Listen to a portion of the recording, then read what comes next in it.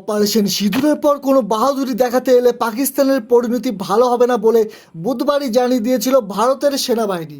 সেই সতর্ক বার্তা অগ্রাহ্য করে ভারতের মাটিতে অভিযান চালাতে গিয়ে পাল্টা হামলায় গুড়িয়ে গেল পাকিস্তানের এয়ার ডিফেন্স সিস্টেম। পাকিস্তান সংবাদ মাধ্যম সূত্রে এই খবর পাওয়া গিয়েছে। লাহোরে অবস্থিত পাকিস্তানের এয়ার ডিফেন্স সিস্টেম ভারতীয় ড্রোনের হামলায় ধ্বংস হয়ে গিয়েছে বলে সূত্রের খবর। তবে ভারতীয় সেনাবাহিনীর তরফে এ ব্যাপারে আনুষ্ঠানিকভাবে কিছু জানানো হয়নি।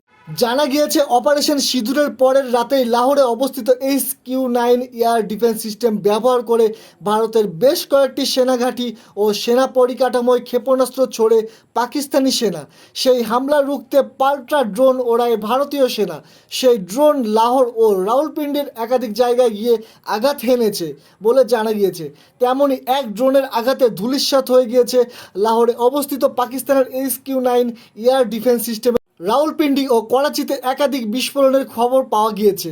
রেডার ধ্বংস হওয়ার খবর এখন আনুষ্ঠানিকভাবে জানায়নি ভারত, তবে পাকিস্তানের দাবি তারা ভারতের 12টি ড্রোন গুলি করে নামিয়েছে।